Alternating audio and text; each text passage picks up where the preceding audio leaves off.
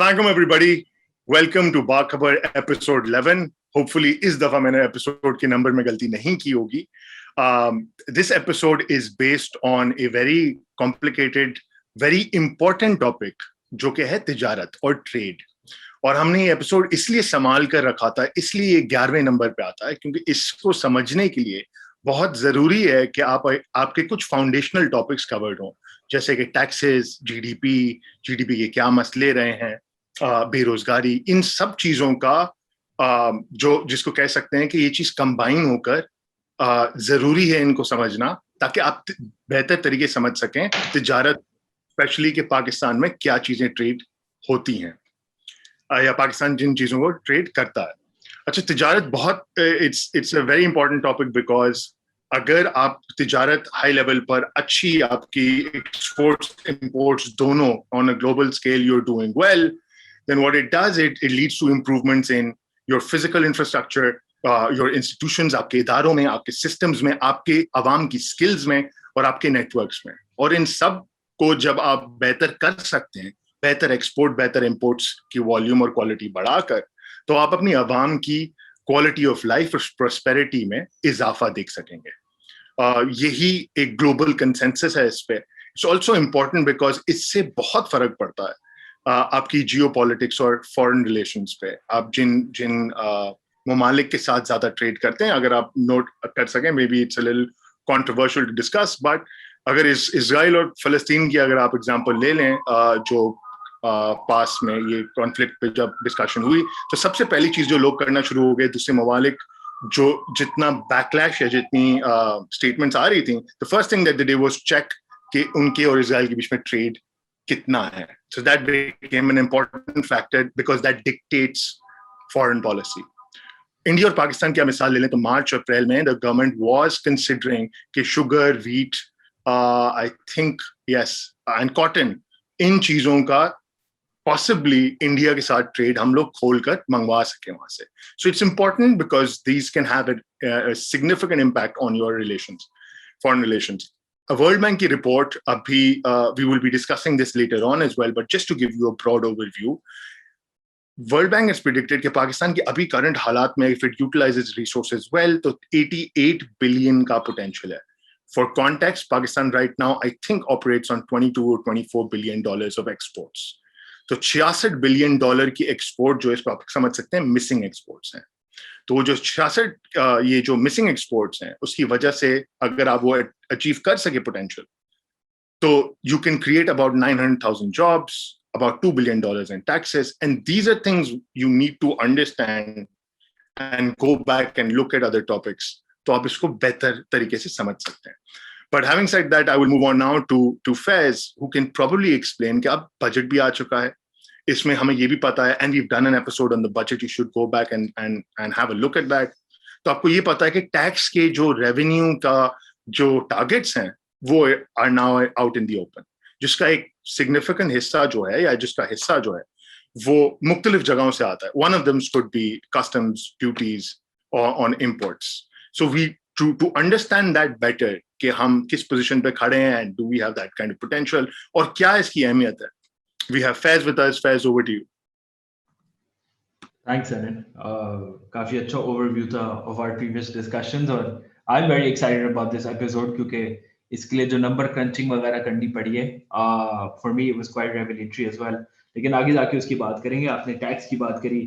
What I liked about your overview is आप import export दोनों बढ़ाने की बातें साथ में कर रहे थे, right? You were saying कि import बढ़े और export बढ़े, etc.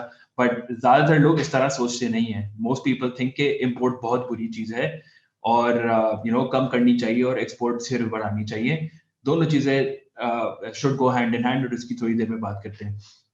So taxes on import specifically अगर आपने बात करी, developing countries में generally यही होता है कि आप उनकी informal economy होती है, it's hard to formalize, document the informal sector, तो फिर आसानी से जिस चीज को टैक्स कर सकते हैं वो टैक्स करते हैं, right? So for example, imports are mostly formal और उनको टैक्स करना आसान है, तो उस पर ड्यूटीज लगा दी, टैरिफ लगा दिए और आपका रेवेन्यू से आता रहेगा. So, but obviously around the world what's been happening is people have been realizing कि trade की importance बहुत ज़्यादा है. Right? Overall global productivity will increase with increased trade, तो इसलिए सब अपने टैरिफ बैरियर्स कम कर रहे हैं। पाकिस्तान ने भी काफी हद तक कम कर रहे हैं, लेकिन अभी भी सिग्निफिकेंट इसको अप्लाइड टैरिफ्स जो हैं पाकिस्तान के कोई 12 से 13% आते हैं। मैं सिंपल एवरेज की बात कर रहा हूँ। Vietnam, which I think we should talk about a lot today, is around 5 to 6%, तो आधे उनके टैरिफ्स हैं compared to पाकिस्तान। और इसलिए you will see कि वियतनाम की अगर हम स्टोरी देखना शुरू करें, I think in the 90s उनकी एक्सपोर्ट्स और इंपोर्ट्स दोनों पाकिस्तान से कम होती थी, राइट? अब जाके अगर आप देखेंगे वियतनाम ने छतें फाड़ चुकी हैं। If our export to GDP is around 10%, Vietnam की is close to 100%, I think almost over 100%। और आप अगर हम चार्ट अब इसमें लगाएंगे, लेकिन उस पर देखेंगे तो बिल्कुल इन लाइन उनकी इंपोर्ट्स भी इंक्रीज हुई है, because and that's what we need to focus on, I think, in terms of our understanding of trade, कि दोनों import और export साथ में हाथ डाल के चलेंगी। आप import क्या करते हैं और आप export in turn क्या करते हैं, that's what matters। और आज के एपिसोड में I think इस पे हमें फोकस करना चाहिए। Research has shown कि आप अगर That's a great one thing I would want to interrupt you on, Faiz, is कि you're right कि अभी इस एपिसोड को स्पेशली इस पे रखना चाहिए कि आप किन किन लोगों से किन किन लोगों से ट्रेड करते हैं और क्या क्या चीजों पे ट्रेड करते हैं। Just want to stop you there because the notion कि ये जो import है this is the bad guy and export है this is the good guy, ये हमेशा होता है। ये मेरे साथ भी प्रॉब्लम था आज से 5-6 साल पहले। मैंने देखना था कि imports में कितनी कमी आई और exports में कितनी ऊपर आई, बस इसी से मेरा ताल्लुक होता था। I think one of the reasons why that happens is because we do not understand कि जिसको कहते हैं हम categories, economic categories of trades हैं कि इंपोर्ट्स के अंदर और एक्सपोर्ट्स के अंदर भी स्पेशली देयर आर कैटेगरीज जिसमें आप बोल सकते हैं अगर इसमें हो रहा है तो बहुत अच्छी बात है, इसमें हो रहा है तो हाँ हम कह सकते हैं कि इतना अच्छा नहीं है। सो इसको could you explain what those categories are? No, 100%, पर थोड़े से मैं अगर वियतनाम वाले फैक्ट्स कर दूं before giving you this explanation, तो वियतनाम के अगर हम 91 से देखें, उनकी एक्सपोर्ट्स इंक्रीज हुई हैं कोई 100x, देखिए 100 गुना उनकी वियतनाम की एक्सपोर्ट्स बढ़ चुकी हैं, और इंपोर्ट्स भी तकरीबन इतनी ही, उससे बढ़ी हैं, थोड़े से कम। पाकिस्तान का at the same time exports बढ़ी हैं कोई 3.5x, सो 3.5 गुना बढ़ी हैं, और इंपोर्ट्स बढ़ी हैं 7 गुना, राइट? अब ये this is where the categories become relevant कि हम पाकिस्तान क्या एक्सपोर्ट और इंपोर्ट करता है और वियतनाम क्या एक्सपोर्ट और इंपोर्ट करता है, बिकॉज और इतनी बड़ा डिफरेंस कैसे आया दोनों ममालिक में। बांग्लादेश जिसकी हमने बहुत बातें करी हैं, उनमें उसमें भी और पाकिस्तान में काफी फर्क है। ऑब्वियसली बांग्लादेश वियतनाम वाले लेवल पे नहीं पहुंचा, लेकिन उनकी भी एक्सपोर्ट जो है कोई 22 गुना बढ़ी है और इंपोर्ट कोई 17 गुना बढ़ी है लगभग, अराउंड द नंबर्स। लेकिन वियतनाम पे फोकस करते हैं because I think and state सोचना चाहिए कि पाकिस्तान को कहाँ तक पहुंचना चाहिए।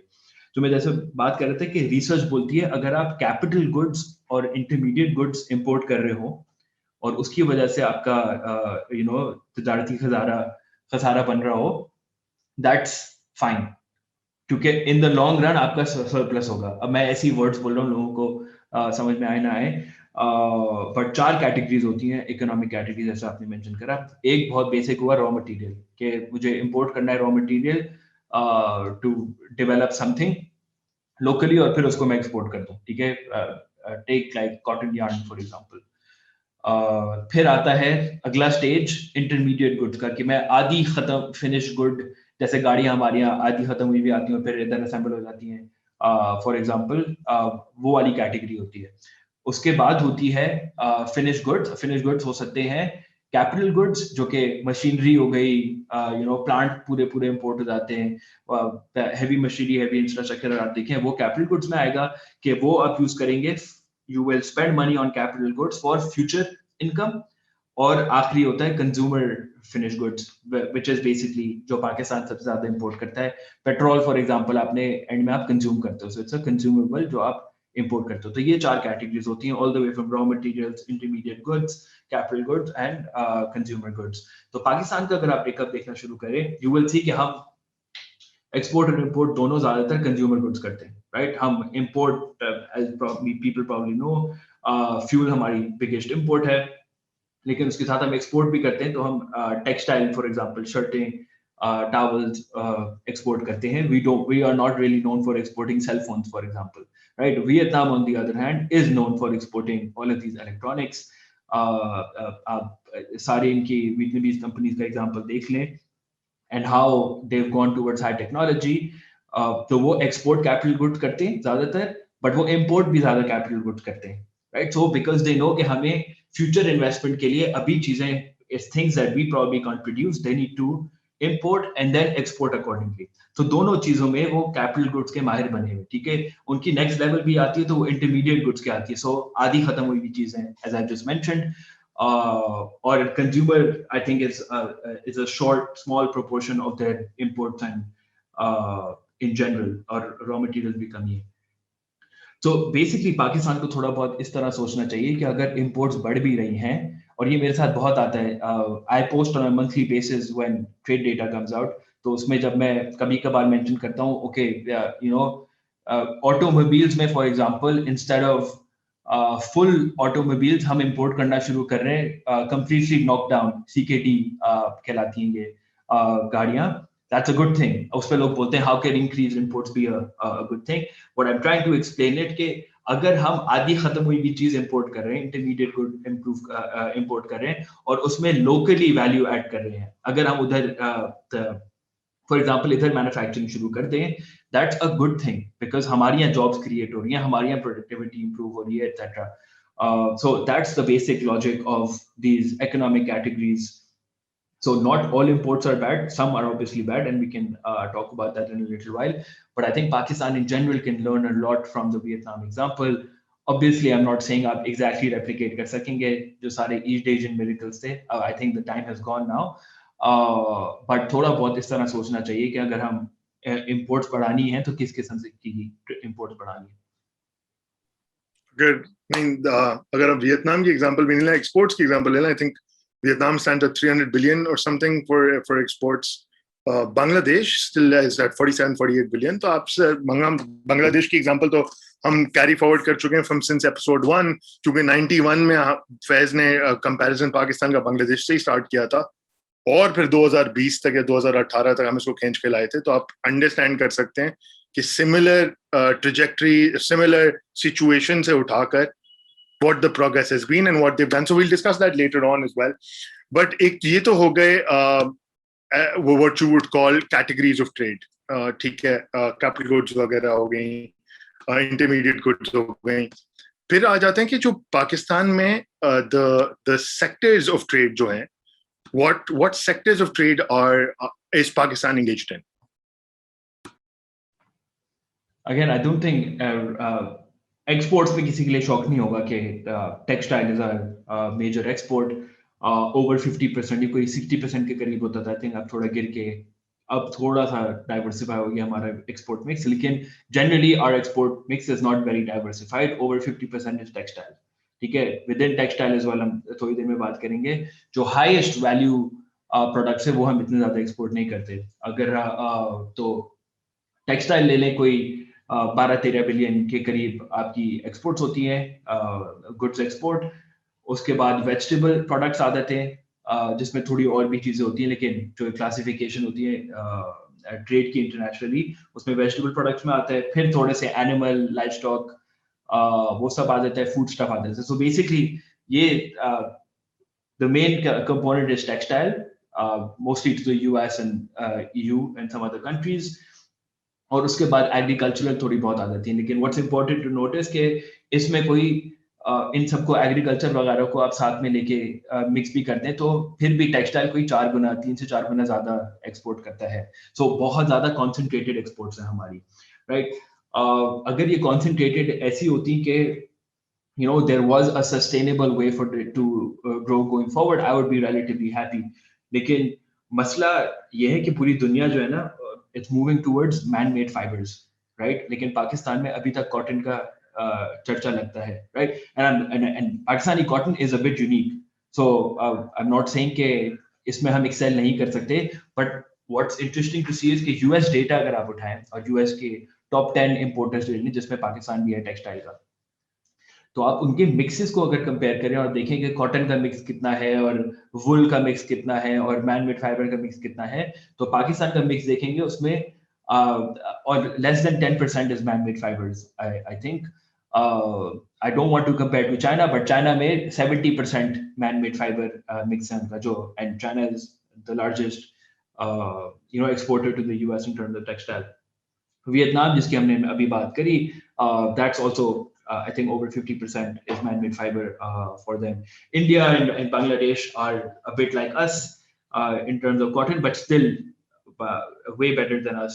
कि कितना वो कॉटन करे और कितना वो फाइबर करे, और उसका चार्ट लगा देते तो लोगों को अंदाजा हो जाएगा कि कितनी बड़ी मैं मैग्नीट्यूड की बात कर रहा हूँ in terms of even textile exports not being, let's say, the ideal mix. इसमें और भी मसले हैं कि हम मैन मेड फाइबर क्यों नहीं हुआ, ड्यूटीज हैं हमारी यहाँ थोड़ी बहुत, import duties in terms of raw material, but point is ये सारी frictions हमें हटानी पड़ेंगी अगर हमें टेक्सटाइल में और छतें पानी है. This year obviously has been an exception because बाकी countries had a more severe COVID lockdown. Pakistan was a bit more relatively open, industry चलते रही और हमने इस साल थोड़ा बहुत शेयर गेन किया है as compared to others. But again, if you start looking at micro data, you will see कि रेडीमेड गारमेंट्स का जो सेगमेंट है जिसमें हमने थोड़ा बहुत इंक्रीज किया था, उसकी अब यूनिट प्राइसेस कम होनी शुरू हो गई है. What that basically means is कि competition is coming back in. कि बाकी जो as the rest of the world starts opening up as well, now they have more room.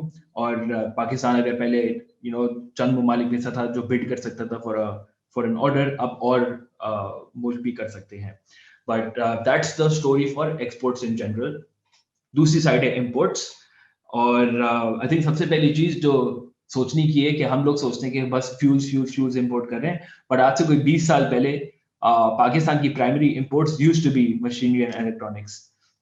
कोई I think 20-22% of the mix was machinery, अब के actually उससे भी ज्यादा, आई थिंक 25-27%, और अब से कोई 16-18% is machinery and the largest proportion is fuels. अब फ्यूल्स में भी पर्टिकुलरली GCC से हम बहुत इंपोर्ट करते हैं.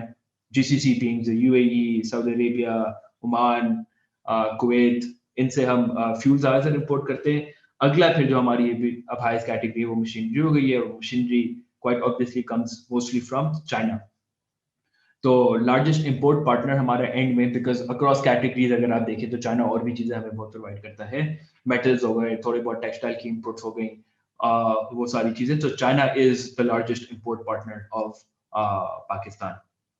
तो ये बेसिकली आपकी इंपोर्ट और एक्सपोर्ट मिक्स हो गए. What I just want to in the end focus on is के फ्यूल्स में भी कैटेगरीज होती हैं, right? There is a difference between importing crude oil और importing motor spirit, which is आप जो गाड़ी में पेट्रोल डालते हैं. क्योंकि अगर हम क्रूड ऑयल इंपोर्ट करें वो सस्ता होगा, उसको हम लोकली रिफाइन करें और फिर पेट्रोल के तौर पे या फिर और भी सारी क्रूड ऑयल से और बहुत सारे प्रोडक्ट्स निकल सकते हैं, आपके सारे केमिकल्स निकल सकते हैं. अगर वो करें that would be better. But हमारी लार्जेस्ट लाइन आइटम जो होती है इंपोर्ट की, वो मोटर स्पिरिट्स की ही होती है, राइट? और अगली क्रूड ऑयल होती है, और ये भी हम मिक्स लगा के दिखा देंगे. यू सी के यूएई से हम दोनों क्रूड ऑयल और मोटर स्पिरिट ज्यादातर इंपोर्ट करते हैं.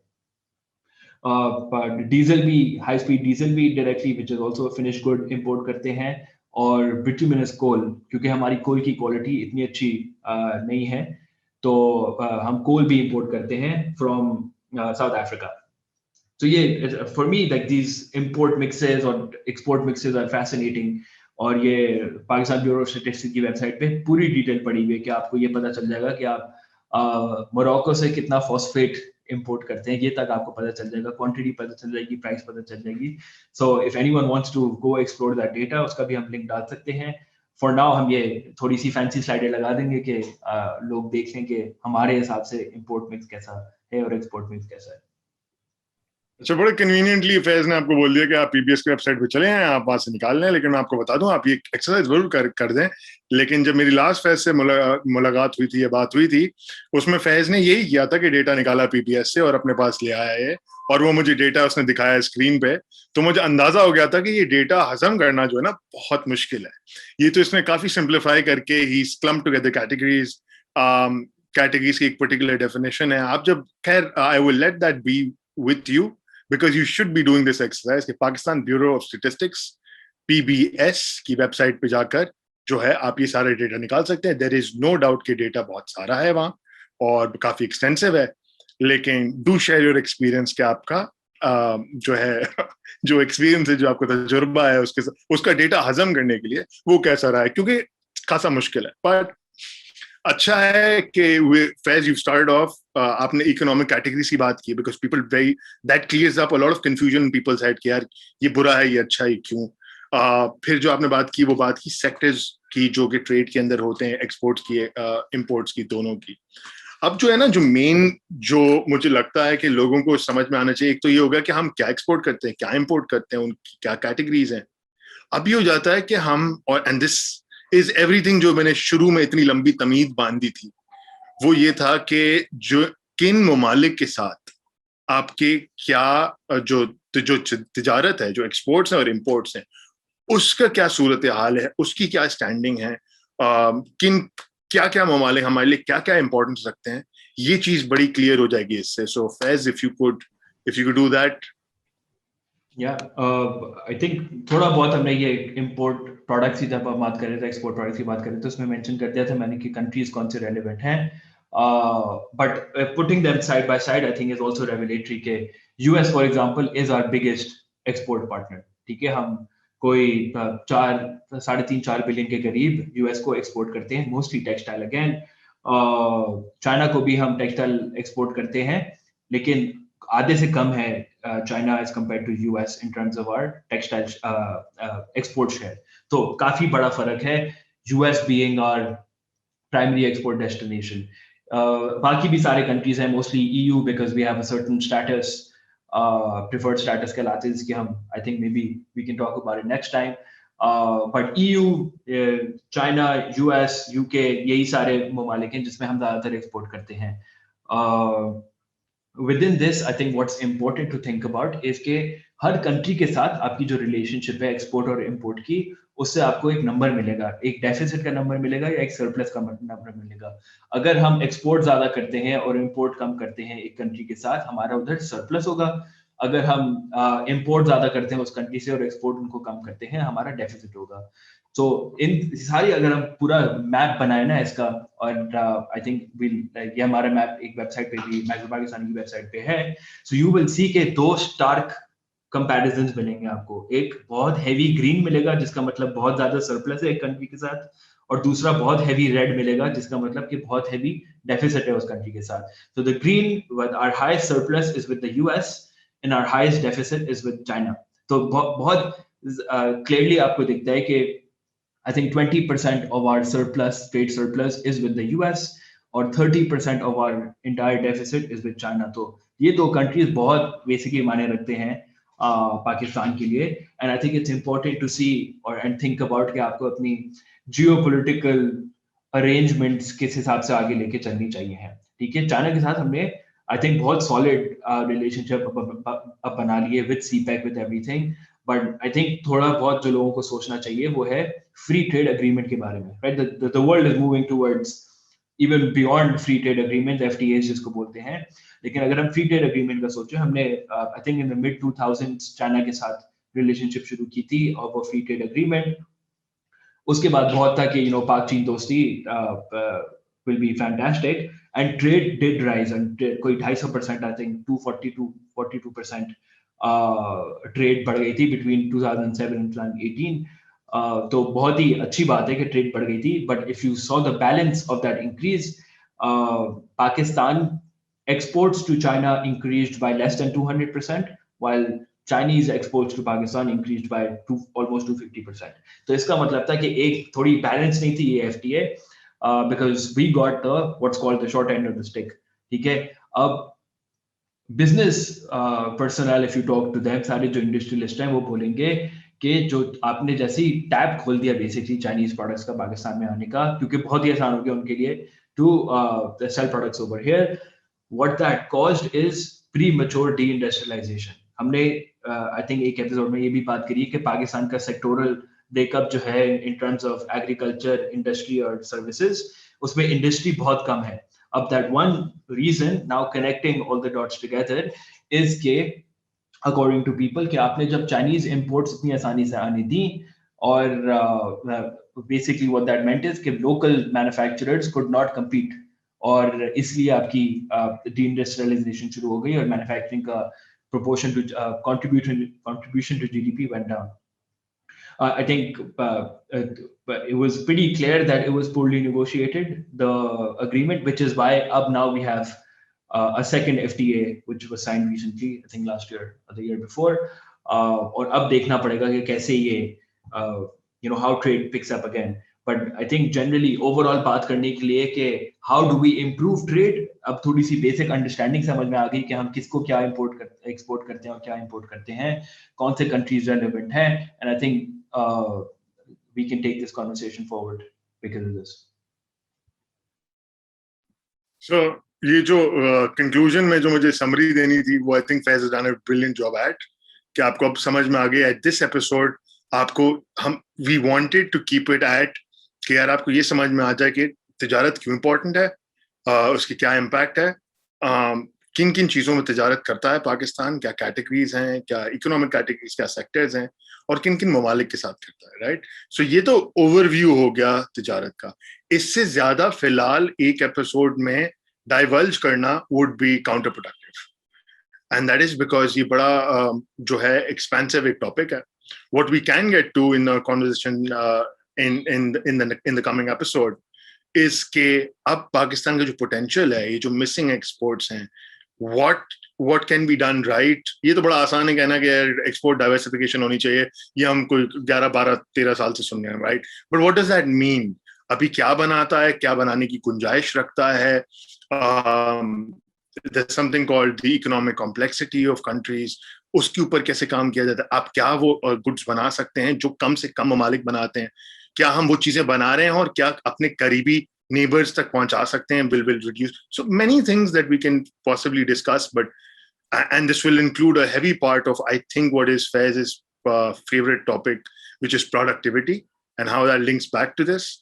So next time we'll get into a little more about what Pakistan like it can be capable of, right? हम इसमें भी अगर थोड़ा सा मेंशन कर सके, हम वैसे कर सकते हैं क्योंकि हमने कैपिटल गुड्स की अभी से मेंशन कर चुके हैं. तो हम जो इन्वेस्टमेंट हमने ये भी बात कर चुके हैं कि इन्वेस्टमेंट टू जीडीपी पाकिस्तान में कम है. तो मैं ये जो कैपिटल गुड्स इंपोर्ट करने की बात कर रहा हूँ, ये मैं इंपोर्ट्स की ही बात कर रहा हूँ, in case that wasn't clear earlier. तो eventually I am trying to link it back to productivity and think कि आप और कैपिटल गुड्स और intermediate goods अगर इंपोर्ट करें instead of more consumer goods, that will help the overall economic prosperity of Pakistan through the productivity channel and the investment channel. So ये दोनों channel improve करते हैं. Right. So this is made clear कि जो पहले फैज ने बात की थी उसकी और उसने और explanation they the. But I think next time what we can also get into is things like FDIs. वो कितना important है, because Vietnam की example दी, आपने cell phones की example the. So I think Vietnam was one of the countries जहाँ Samsung ने पहले अपना जब factories set up की, so then it started to build that knowledge base, and जिसकी वजह से फिर Vietnam became what it is today. So FDIs, productivity, energy costs, all of those things. So we'll keep that to next time. It's going to be very interesting. It's going to be very engaging, the next episode, but it can only be possible if you have generally an overview of Pakistan की तिजारत का जो सिलसिला है वो है क्या, right? So on that note, now that we have two summaries by both people on this show, on that note, see you very soon next time. Allah Hafiz.